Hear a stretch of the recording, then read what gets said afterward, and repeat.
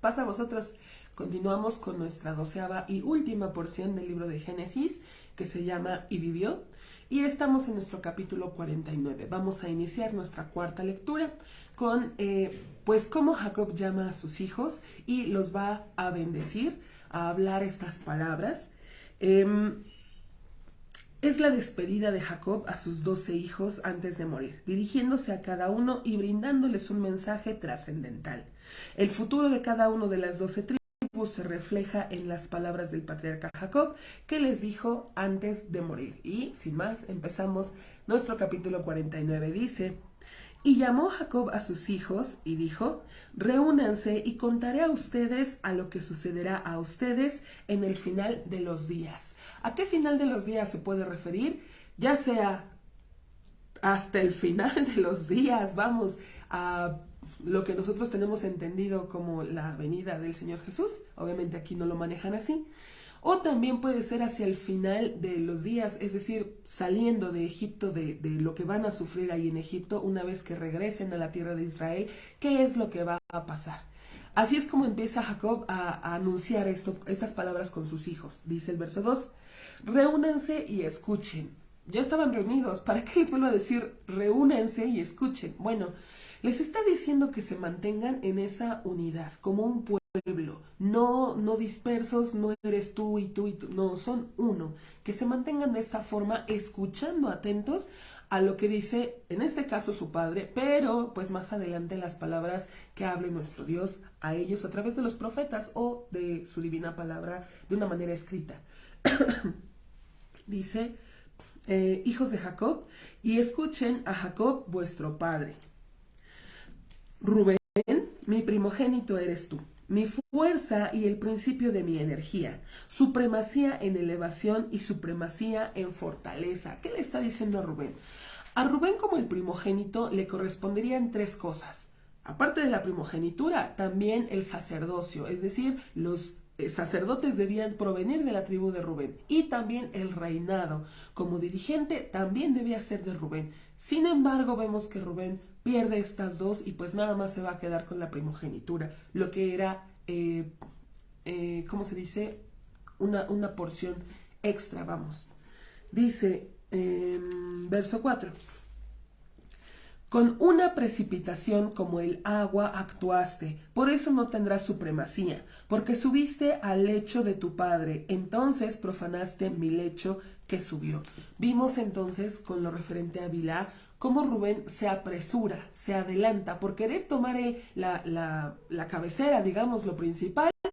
Rubén se adelanta, actúa de esta forma, y él, creyendo adelantarse, bueno, esto mismo es lo que le va a quitar toda esta bendición. Lo reconoce Jacob como su primogénito, pero nada más, hasta ahí. 5. Simeón y Leví son hermanos. Ya sabemos que son hermanos. ¿Por qué lo menciona de más? Bueno, porque sus ideas tienen ideas acaloradas, muy similares, son muy parecidos en cuanto a su enojo, de la manera en cómo actúan.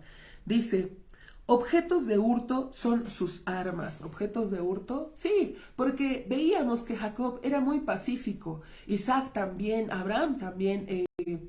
Bueno, Abraham sí fue a la guerra. Pero vimos que en cuanto a Jacob y Esaú fue el que se le dijo, por tu espada vivirás. Él sí era más rudo, más agresivo. Vemos que de Jacob era más tranquilo y sin embargo sus hijos, Simeón, Leví, sacaron este atributo de Esaú, de ser tan aguerridos, tan agresivos. Dice entonces, verso 6, en sus secretos no entre mi alma, tampoco en sus congregaciones no se reúna mi honor. Es decir, cuando se pongan de acuerdo para hacer algo, que ni se mencione mi nombre. Definitivamente no, porque es una vergüenza.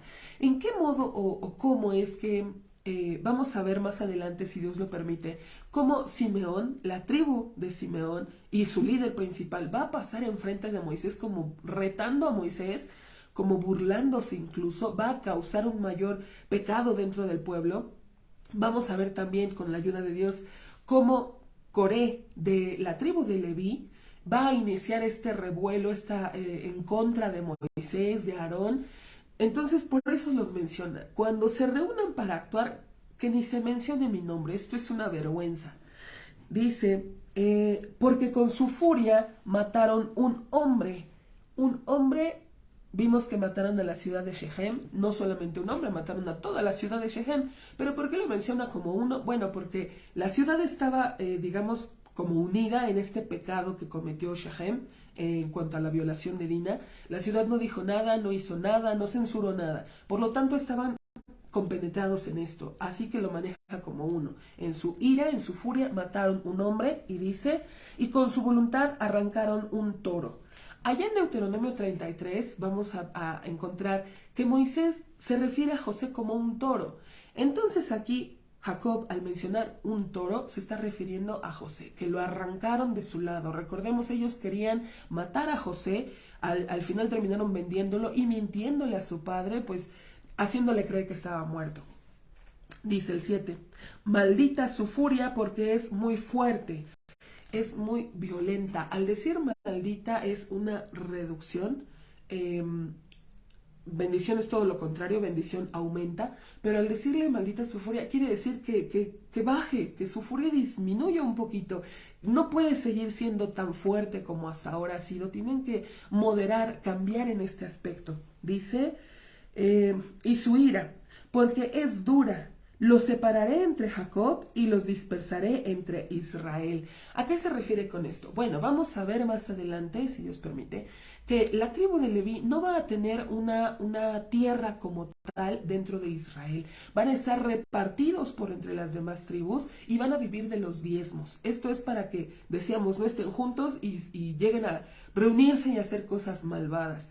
Y pues la tribu de Simeón, vamos a ver que también van a venir algunos maestros en cuanto al conocimiento de las cosas de Dios, y pues que ellos van a tener que repartirse también, no estar en un solo lugar, sino estar entre las demás tribus. Ahora, también puede referirse a que esta furia, esta ira que ellos tienen, que es tan grande, la va a repartir entre todo Israel, porque pues vamos a ver más adelante también cómo le dice que es un pueblo terco, un pueblo de dura cerviz.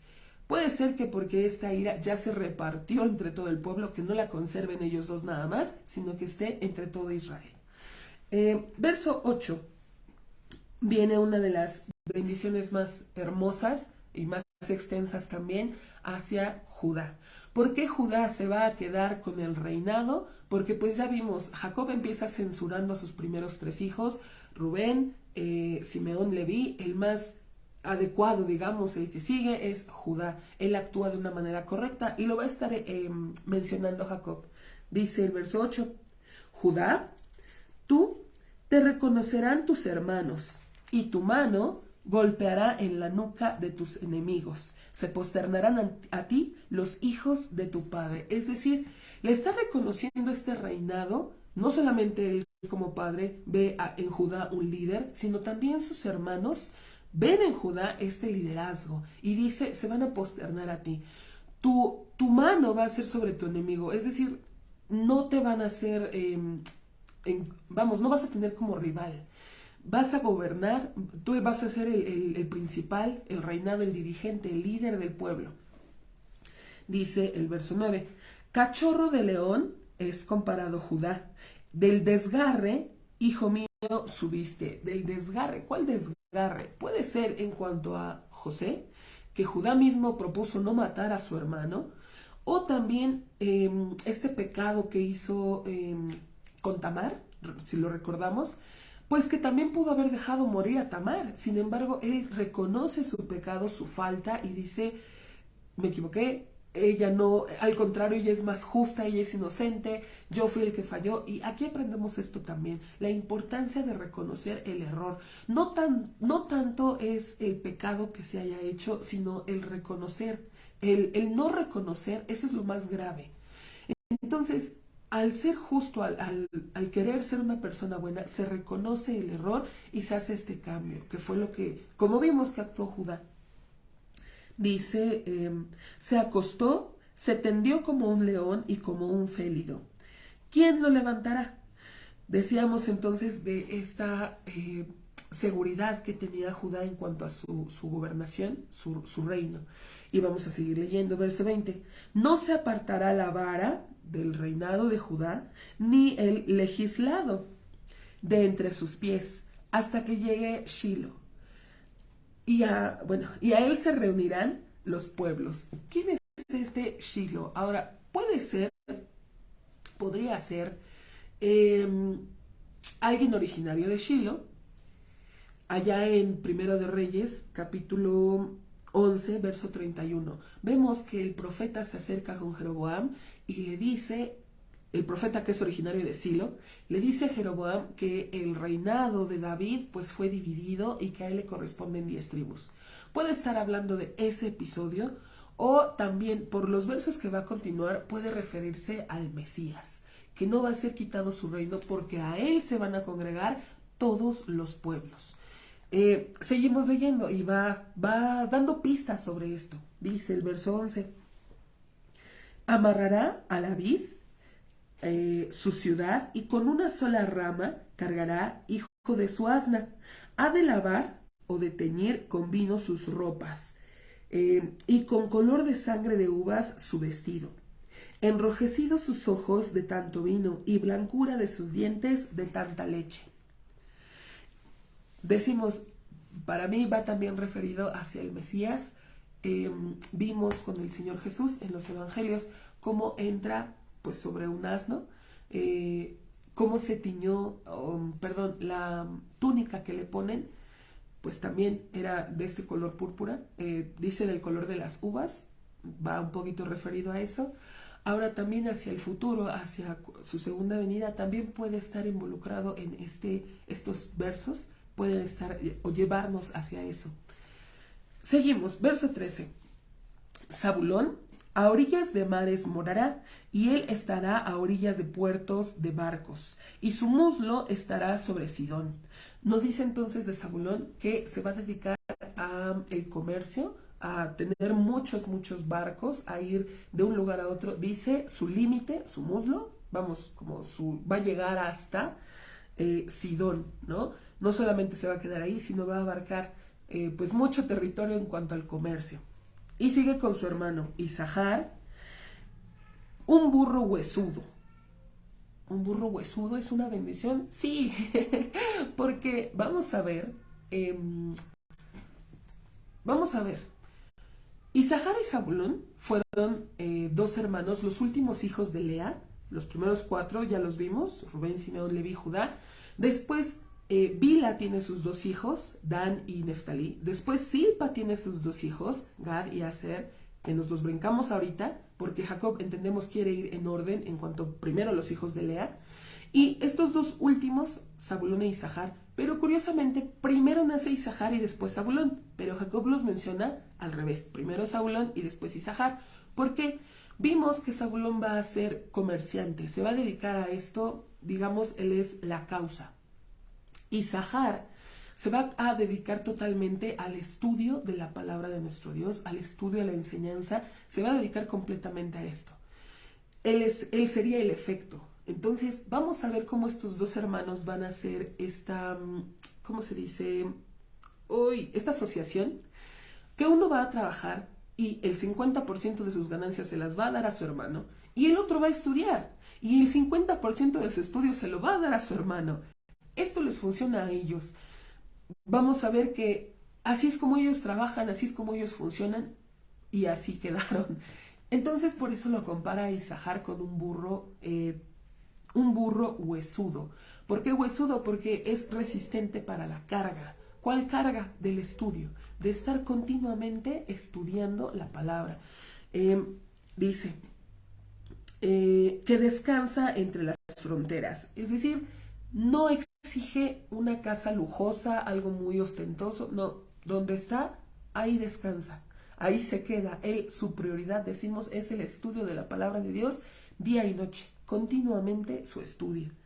Dice, y vio la tranquilidad que es buena. ¿Cuál tranquilidad? Bueno, puede ser la tranquilidad que da el estudio, que se necesita para el estudio, es decir, para poner completa atención en lo que estás estudiando, que debes estar en calma, o también que a tu alma, a tu ser, el estar estudiando trae tranquilidad.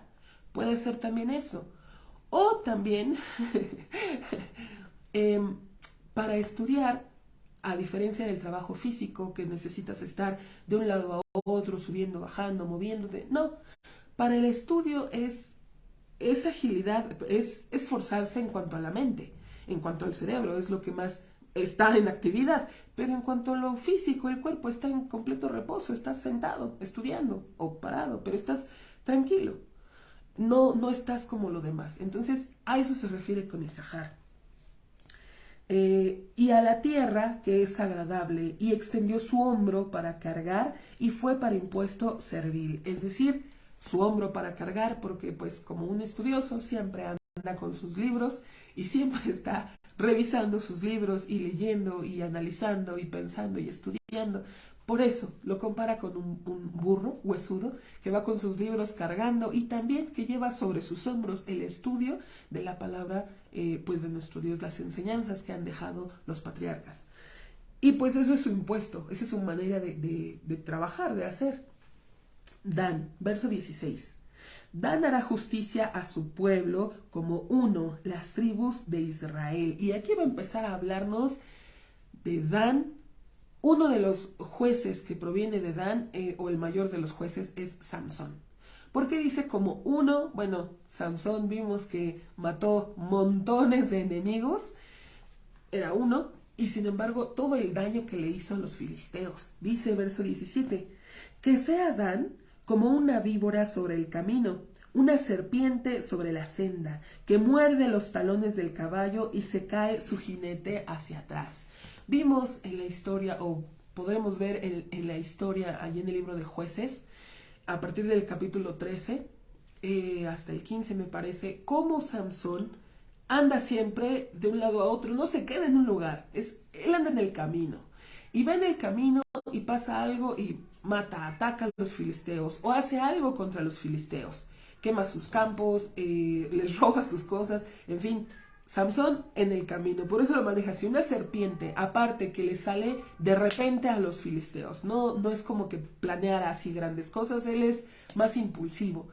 Y dice, muerde los talones del caballo. ¿Por qué del caballo? De la guerra. ¿Quién era el enemigo? Los filisteos. Cuando capturan a Samsón, cuando lo rapan, cuando le sacan los ojos, está en un palacio de los filisteos y se recarga en dos columnas. Si lo pensamos, el talón, la pata del animal del caballo es lo que lo sostiene.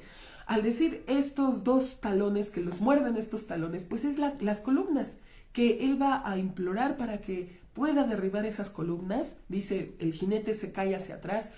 Vemos en el libro de Jueces 15 cómo mata a más personas, a más filisteos, con su muerte, que durante toda su vida. Y durante toda su vida mató a miles.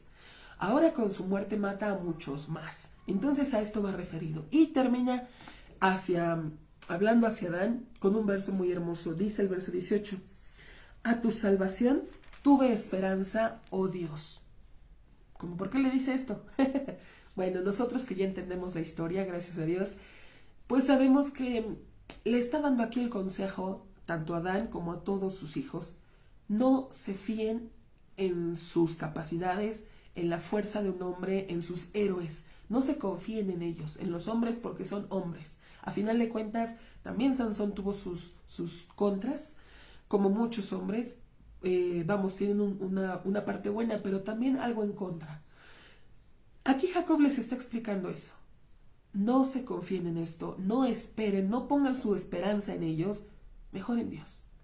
A tu salvación esperé, oh Dios. No hay más que nuestro Dios, que nuestra confianza esté siempre en nuestro Dios. Y hasta aquí, con esta bendición, vamos a acabar esta cuarta lectura. Si Dios permite, continuaremos más adelante. Paz a vosotros.